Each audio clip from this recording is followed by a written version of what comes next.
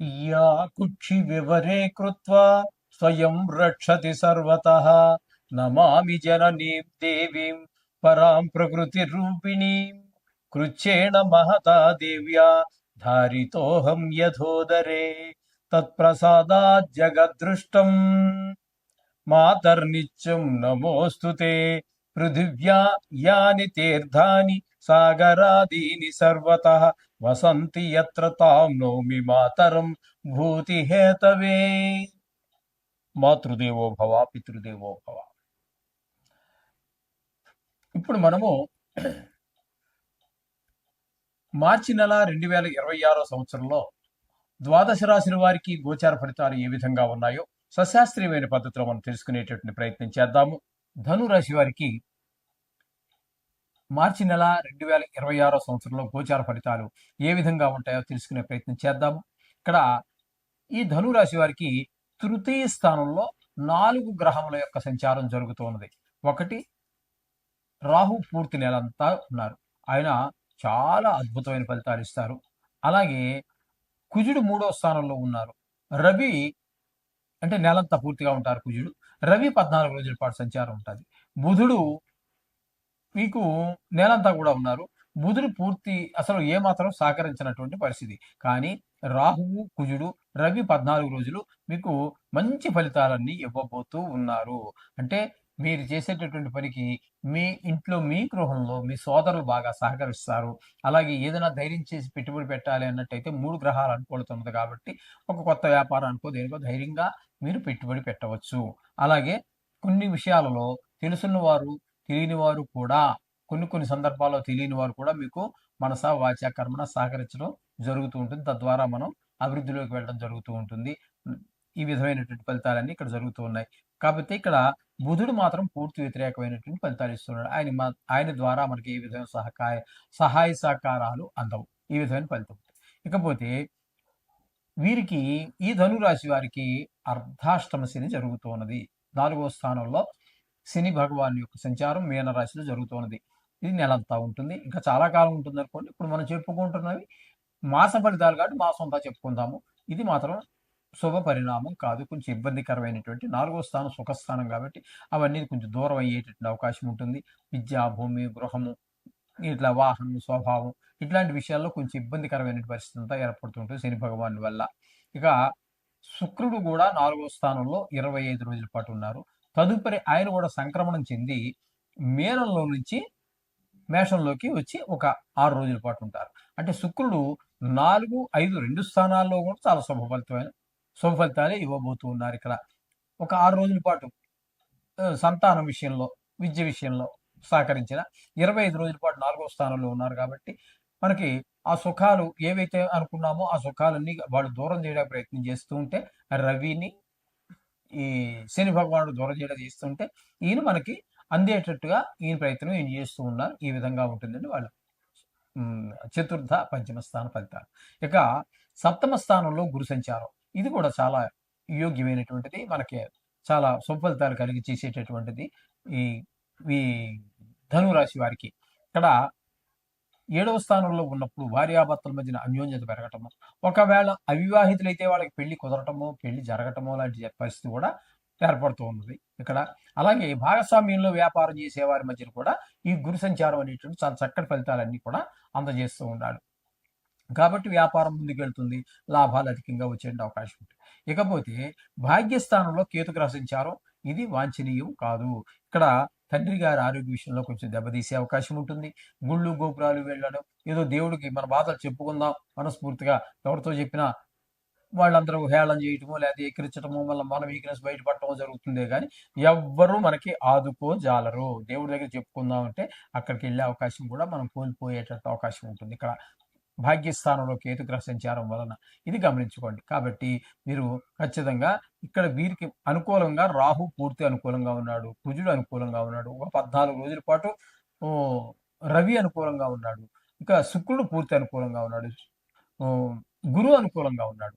కాబట్టి చాలా గ్రహాలు చాలా అనుకూలంగా ఉన్నాయి. కొన్ని గ్రహాలు ప్రతికూలత ఉంటుంది, ఉండి తీరుతుంది కూడా. కాబట్టి మీరు ఖచ్చితంగా నవగ్రహాలు చుట్టడం కానీ లేదా నవగ్రహ మంత్రాలు ఇంటి దగ్గర చదువుకోవటం కానీ చెయ్యండి.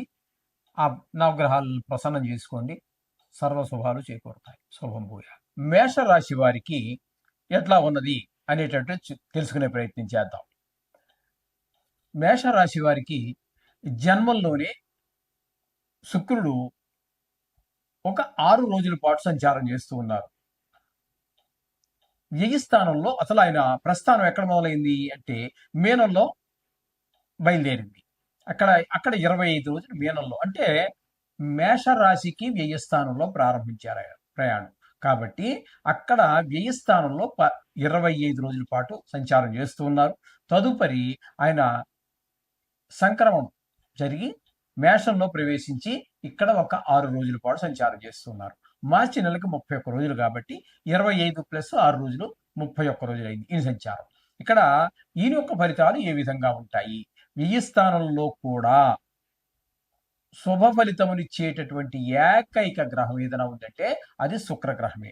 వ్యయ స్థానంలో ఉన్నప్పుడు ఆయన అందరూ ఖర్చు పెట్టిస్తారు, ధన నష్టం చేయిస్తారు, అనేక రకాలైనటువంటి ఇబ్బందులు వాళ్ళు చేస్తుంటారు మిగతా గ్రహాలు.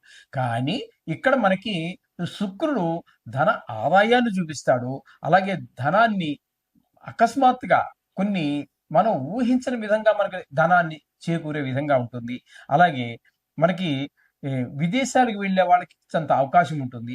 చాలా సుఖాలు అన్నీ కలగజేసేటటువంటి ప్రదేశం వ్యయస్థానం. వ్యయస్థానం అనేటటువంటిది మనకి మిగతా గ్రహాలు పోల్చుకున్నట్టయితే మనం ఒక దుష్టస్థానంగా చూస్తాం, కానీ ఒక శుక్రుడి విషయంలో గోచార రీత్యా మాత్రం ఆయన అద్భుతమైన ఫలితాలన్నీ కూడా మనకు ప్రసాదిస్తూ ఉన్నాడు 25 రోజుల పాటు. తదుపరి సంక్రమణం చేసి జన్మంలోకి వచ్చారు చూడండి.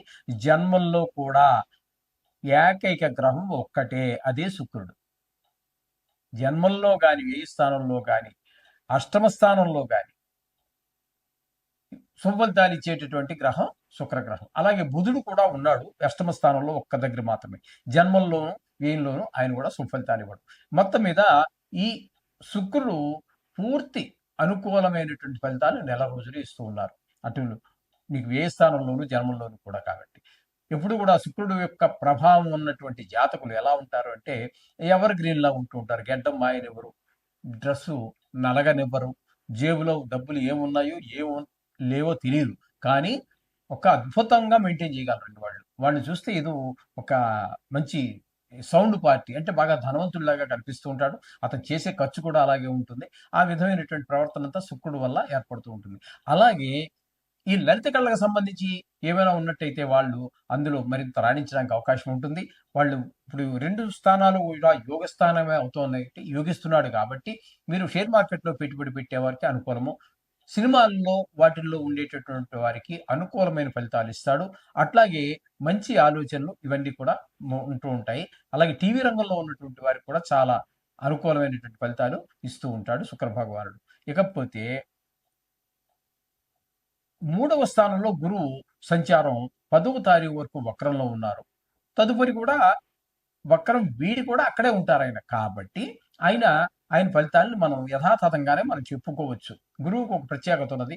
ఆయన వక్రించినా కూడా ఉన్న స్థానంలో కొద్దిగా ఫలం తగ్గినప్పటికీ అదే ఫలితాలు ఇస్తాడు అని చెప్పేసి కాంట్రవర్సీ ఉంది. కొంతమంది కనుక స్థాన ఫలితాన్ని చెప్తున్నారు, రకరకాలుగా ఉంది. అయితే ఇక్కడ మనం తృతీయ స్థానంలో గురువు గోచార రీత్యా యోగించజాలడు. అంచేత మనం ఎవరి నుంచైనా కొన్ని సహాయ సహకారాలు, మనసుగా మాట సహాయం కావచ్చు, ధన సహాయం కావచ్చు, ఏదైనా ఒక సహాయం కనుక మనం వారి దగ్గర నుంచి ఆశించి ఉన్నట్టయితే వారెవరూ మనకి అనుకూలమైన ఫలితాలు అయితే ఇవ్వరండి, మనకు సహకరించరు. ఉన్నా కూడా వాళ్ళకి మనకి ఇవ్వడానికి మనసు రాదు.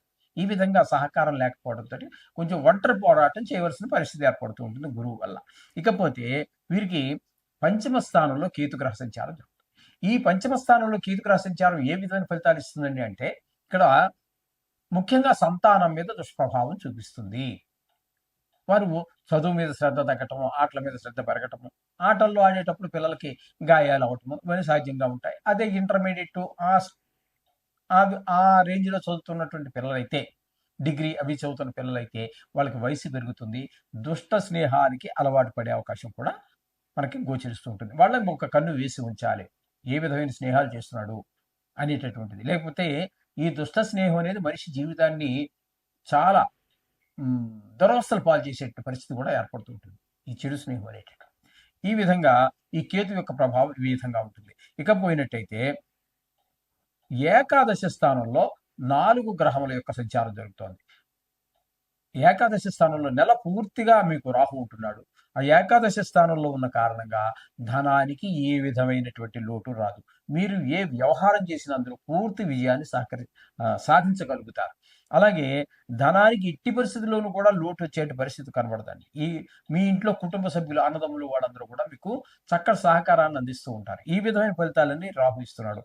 అదే ఫలితాలు కుజుడు కూడా పూర్తిగా కుంభంలో, అంటే మేషరాశి లాభస్థానంలోనే ఉన్నారు. ఇప్పుడు మనం ఏవైతే మనం కుజుడు గురించి చెప్పుకున్నామో, ఏ విధంగా మనకు ఉపకరిస్తున్నాడో, అదే విధంగా కుజుడు కూడా ధనానికి ఏ మాత్రము లోటు రానివ్వడు.